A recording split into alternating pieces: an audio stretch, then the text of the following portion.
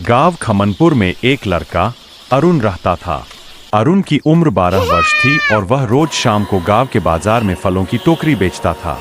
हालांकि वह पढ़ाई करना चाहता था, लेकिन परिवार की तंग आर्थिक स्थिति की वजह से उसे पढ़ाई छोड़कर काम करना पड़ा था।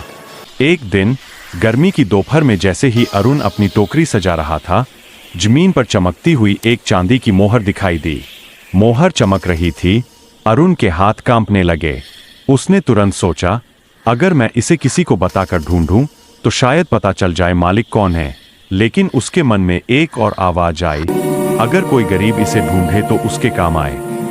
उसकी आंखें छलक आईं। आखिरकार उसने मोहर को अपने पास रखा और पास ही बैठे ठेले वाले चाचा रामचरण के पास चला गया। चाचा, मैंने ये चांदी की मोहर पाई है। क्या आप जानते हैं कि ये किसकी हो सकती है? अरुण ने नम आंखों से पूछा। रामचरण चाचा ने कहा, ठीक किया बेटा, हमें इसे गांव के प्रधान जी को दे देना चाहिए ताकि असली मालिक मिल सके। वे दोनों प्रधान जी के पास गए। प्रधान जी ने मोहर को ध्यान से देखा। गांव के लोगों ने भी इकट्ठा होकर कहा, हम सभी की नहीं है यह। काफी कोशिशों के बाद भी मोहर का असली मालिक नहीं मिला। तब प्रधान जी ने कहा, इसका मतलब कोई गांव का पुराना निवासी है या फिर कोई बहुत जरूरी कारण से गिरा होगा। हमें इसे एक सप्ताह यहीं सुरक्षित रखना चाहिए। एक सप्ताह बाद वही मोहर फिर से प्रधान कार्यालय में आई।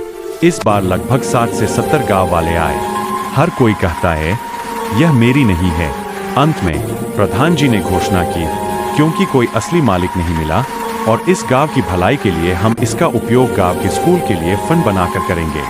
अचानक गांव के बुजुर्ग दादाजी ने कहा, अरुण ने इसे सबसे पहले ईमानदारी से सौंपा था, इसीलिए गांव की ओर से उसकी पुरस्कार स्वरूप 1000 रुपए देने का प्रस्ताव रखता हूं। सबकी तालियां बजी। अरुण को सम्मानित किया गया। लेकिन जो सबसे बड़ा बदलाव हुआ वह अरुण के दिल में आया। उसने कहा, ये राशि मैं अपने स्कूल के लिए उपयोग करना चाहता हूँ। मैं पढ़ना चाहता हूँ और पढ़ लिख कर मैं अपने गांव का नाम रोशन करूंगा। सब हैरान और खुश थे। कुछ माह बाद गांव में एक छोटी सी पढ़ने लिखने की व्यवस्था शुरू हुई और अरुण वहां सबसे आगे पढ़ा। समय बीतता गया। अरुण बड़ा हुआ और आज वो वही लड़का है जिसे सब गांव में ईमानदारी की मिसाल कहते हैं। शहर के बड़े लोग भी उसकी कहानी सुनते हैं। सच्चाई और ईमानदारी का फल हमेशा मिलता है, चाहे खोजना कठिन क्यों न लगे। प्लीज इसी बात के लिए लाइक एंड सब्सक्राइब कीजिए। Thanks for watching.